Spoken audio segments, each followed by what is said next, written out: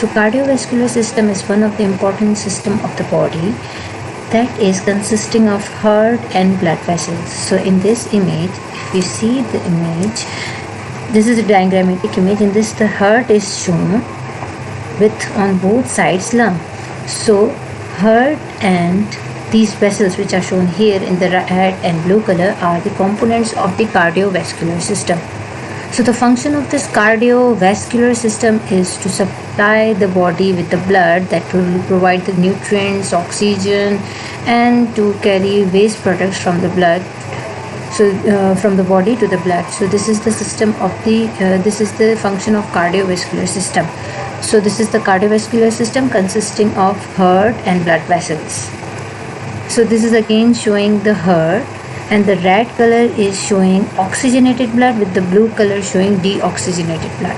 So this is showing that the oxygenated blood is going from heart to the blood vessels, and then the deoxygenated blood is coming again to the heart, and then this deoxygenated blood is going to the lungs. Okay, so this deoxygenated blood is going to the lungs, from where oxygenated blood is again returning to the heart, and from where it is again expelled to the whole body. So this is the cycle of the system. Again, going to these components of the cardiovascular system, as I have told you that the cardiovascular system is consisting of blood vessels and heart. So blood vessels are of three types, or they are divided into three types. We are having arteries, we are having capillaries, and then we are having veins. Arteries, capillaries, and veins, these three are called vessels. So the arteries are here, which is shown. This is again a diagrammatic image which is showing the artery which is having deoxygenated blood, and then the arteries are terminating, and then the capillary bed is formed. These are the capillaries, and after the capillaries they begin to unite, and again they begin unite to form the veins. So we are having veins, we are having capillaries, and we are having arteries. So why I am telling this? Because they are in continuity. So they are connected. These vessels are connected. So we are having three types of vessels in the cardiovascular or in the circulatory system. We are having arteries, veins, and capillaries. Arteries, veins, and capillaries. So the color of, by seeing the color of these vessels, you can assess. Artery is containing oxygenated blood, vein is containing deoxygenated blood, while the capillary bed is having the function of exchange of this blood with the extracellular fluid. So extravascular fluid. So this is the channel. So arteries and veins are further divided into categories according to their size. So coming to this again image, this is showing the artery, then terminating into veins or capillaries, and then capillary again uniting to form the vein. So coming to the arteries, first we should discuss the walls of the arteries. So arteries are having wall, and the wall is consisting of three layers. So there are three layers present in the wall of the artery.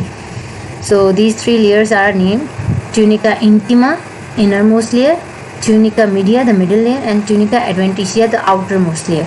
So the artery wall is consisting of three layers. Same rule applies to the veins. So the vessels are having, or the arteries and the veins are made up of three layers. Walls of the arteries and veins are made up of three layers, and they are named, both of these, tunica intima, tunica media, and tunica adventitia. So these are the three layers of artery and vein. So again, going to the description of tunica intima, that is the innermost layer that is consisting of simple squamous type of epithelium surrounded by a very thin layer of connective tissue. This is making the tunica intima. So if you see in this bigger image, which is magnified here, these cells are simple squamous epithelial cells, and when these simple squamous epithelial cells line the lumen of the vessel, they are called endothelium. So the tunica intima, the innermost layer, is made up of endothelial cells with the thin layer of connective tissue, loose connective tissue. So this is tunica intima. Coming to the tunica media, that is made up of smooth muscle fibers. This is again histological image which is showing this pinkish layer that is consisting of smooth muscle fibers circumferentially arranged. So if you go back to this image, this is good view. So the tunica media is consisting of smooth muscle fibers, and then comes the tunica adventitia. Okay, tunica adventitia, the outermost layer, tunica externa also called. So this is again consisting of loose connective tissue with the fibroblast in this. So this is the outermost layer, tunica adventitia. So for you have to remember 3 layers of the vessels. Arteries and veins are made up of, their wall are made up of 3 layers: tunica intima, tunica media, and tunica adventitia. So this is again image showing this is vein, this is artery. Veins are having valves. So this is artery, which is showing the endothelium with its connective tissue layer making tunica intima. Then we are having middle layer, that is tunica media, made up of smooth muscle fibers, and then we are having tunica adventitia. This is media description, tunica adventitia. So these were 3 layers. Now we are again having further classification of arteries according to their size. So arteries can be of very small size, arterioles which we call them. Then there are medium sized arteries, and then there are large arteries. So these are the 3 types of arteries. Large size arteries are also called elastic arteries, and the medium size arteries are called muscular arteries, as they are having more amount of tunica media, more amount of smooth muscle fibers in the tunica media. And the smaller one are called arterioles, which are having a smooth muscle fiber layer with endothelial cells. So they are called arterioles. So we are having large, medium, and small arteries having the name elastic artery, muscular artery, and the arteriole. Coming to the capillaries. Capillaries are the channels which are formed by the which are in continuity with the arteries and veins. So these are the vessels that connect the arteries with the veins. These channels as our capillaries are making channels by interconnecting. So these channels are providing the exchange of material in between the vessel and the extracellular matrix. So they have the diameter from 7 to 9 micron, and they are found in the form of interconnecting network. So this is these are the capillaries. So this is the histological image. Actually the image is here we are having the real image, histological image, which you can see from the microscope. So if we have to see the capillaries are like this. They are making the networks of interconnecting channels. So these are the capillaries. We can call them capillary beds. So the capillaries are again having are of 3 types. We are having continuous capillaries, fenestrated capillaries, and sinusoidal capillaries. 3 types of capillaries we are having. So capillaries are usually made up of simple squamous epithelium called endothelium with a basement membrane.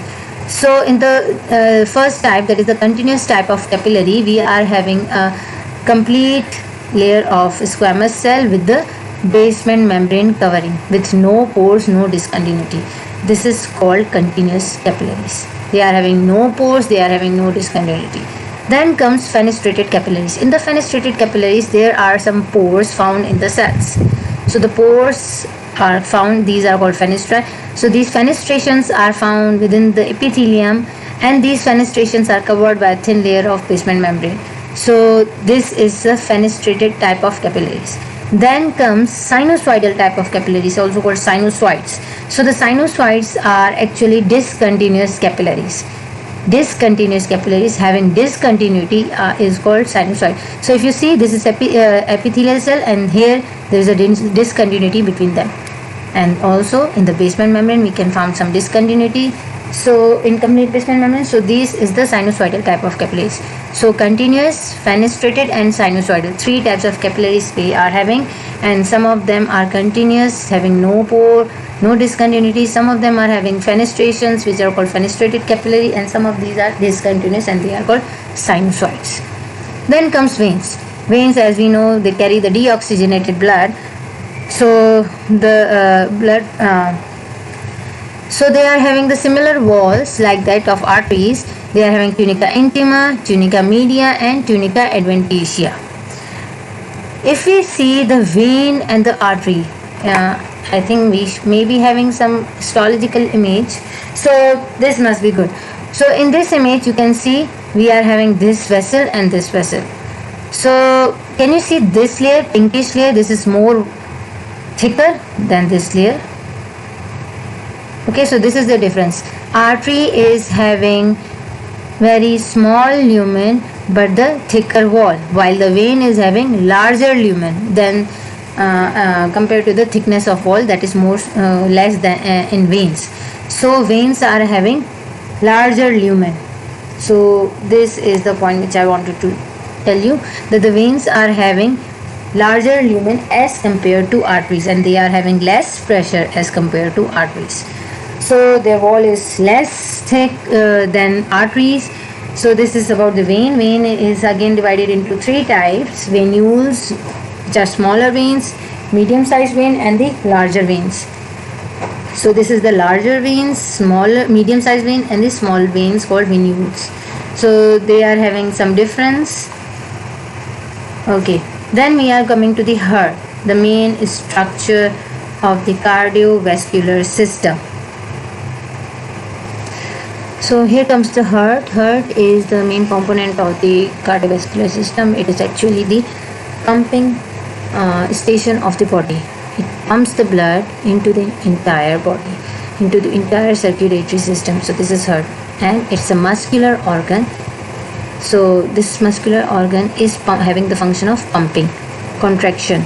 So this is heart, and the size of heart is about a fist. So if you make the fist, so size of the heart can be estimated to the varying in size. And then this heart is present in the thorax above the diaphragm, in between the two lungs, right behind the sternum and anterior to the vertebral column. So this is heart. This heart is having an apex that is pointed towards the left side. So this is heart.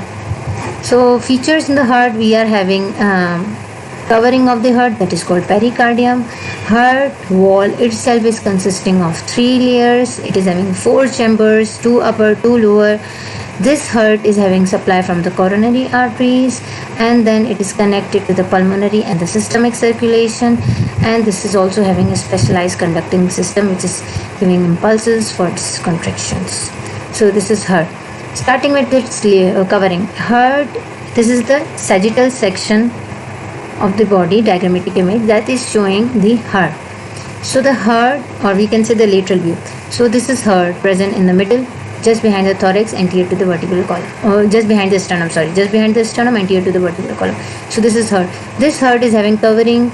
They are made up of 2 layers. Fibroserous covering. So the green line is showing the fibrous pericardium. The covering of the heart are called pericardium. So the fibrous and that pericardium is consisting of first 2 layers. Fibrous pericardium, that is shown in the green color, and the or in the orange color there is a serous pericardium. So this is the fibrous pericardium covering the heart, that is shown in the green color. Then in the orange color you can see double layer, 2 layers of orange with the black color. So this is the serous pericardium consisting of 2 layers. Parietal layer, the outer one, and the inner one that is adjacent to the heart is the visceral layer. We can say this is the visceral layer and this is the parietal layer. So the serous pericardium is consisting of 2 layers, parietal layer and the visceral layer. In between the 2 layers there is a fluid-filled cavity, thin fluid-filled cavity, that is called pericardial cavity. So this is the 2 layers of the serous pericardium, and the green is the fibrous pericardium. So these are the covering of the heart. Then comes the wall of the heart. Wall of the heart is made up of 3 layers. If we take a section of the wall of heart, we can see like this. So wall of the heart is consisting of 3 layers. If we go from inner side to outer side, inner side there is endocardium, then in the middle we are having myocardium, and then we are having the epicardium. So the innermost layer, that is the endocardium, is made up of squamous type of epithelium, simple squamous type of epithelium. So this is the endothelial layer. Likewise vessels. So in vessels we studied tunica intima, media and adventitia. So this inner layer, endocardium, is resembling the tunica intima, having the same epithelium. Then comes the middle layer, that is a myocardium, and this is consisting of cardiac muscle fibers. So the myocardium is thicker, consisting of cardiac muscle fibers, and then we are having the epicardium, the outermost layer, and that is the visceral pericardial layer. visceral pericardium, we are having fibrous pericardium, we are having serous pericardium. Serous pericardium itself is consisting of parietal pericardium and the visceral. So visceral pericardium is making the epicardium. So this is the outermost layer. So innermost endocardium, myocardium middle, and the epicardium outermost. So these are the three layers of heart wall. Then comes chambers. As we have discussed, there are 4 chambers in the heart. 2 upper chambers and 2 lower chambers, or we can say 2 chambers on the right and 2 chambers on the left. So these are the 4 chambers. Upper chambers are called atria, and singular is atrium. So this is right atrium, and here is a portion of the left atrium. This is right ventricle, and here is the portion of left ventricles. So the upper are called atrium and the lower are called ventricle. Upper atrium are having the function of receiving the blood. So this is right atrium, which is receiving the deoxygenated blood via superior and inferior vena cava from the systemic circulation. So the right atrium is receiving blood that is deoxygenated. Coming to the right atrium is receiving oxygenated blood from the lungs. So this is again receiving, while right ventricle is giving or discharging the blood, that is discharging the blood towards the lungs, and this deoxygenated blood is going to the lungs via the pulmonary trunk. So the pulmonary trunk is taking deoxygenated blood from the right ventricle to the lungs. Then left atrium is receiving the oxygenated blood from lungs via the pulmonary pulmonary veins, while the left ventricle is propelling the oxygenated blood from the left ventricle into the systemic circulation with the help of aorta. So these are the chambers. Again the same thing. So blood that is the deoxygenated coming from superior and inferior vena cava into the right atrium is going into the right ventricle. So the atrium is receiving the blood, and then it is going into the ventricle via pumping action of the heart. From the right ventricle, this deoxygenated blood is going into the lungs with the help of pulmonary trunk. So into the lungs, this deoxygenated blood is going. Then if we go here, from the lungs, oxygenated blood is going into the left atrium with the help of these pulmonary veins. So they are shown here in the red color, that is showing the oxygenated blood going into the left atrium with the help of these pulmonary veins.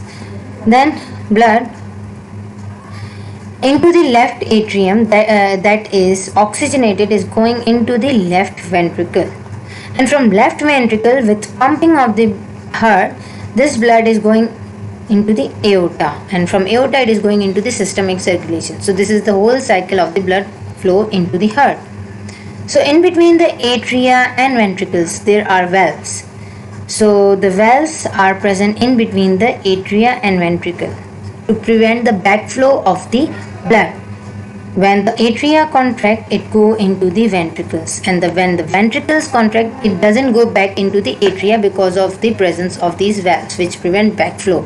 From ventricles, they either go into the pulmonary trunk or into the aorta. So they prevent the backflow of the blood into the atria. So bicuspid valve is present on the left side and the tricuspid valve is present on the right side. Then comes semilunar valves. With the ventricles, in the ventricles which are giving blood to the systemic circulation and to the lungs, there are further present some valves. So we are having pulmonary valve and there is a aortic valve. So the aortic pulmonary valve is present in between the right ventricle and the pulmonary trunk, and the aortic valve is present in between the left ventricle and the aorta. So these are the valves that are preventing the backflow of the blood.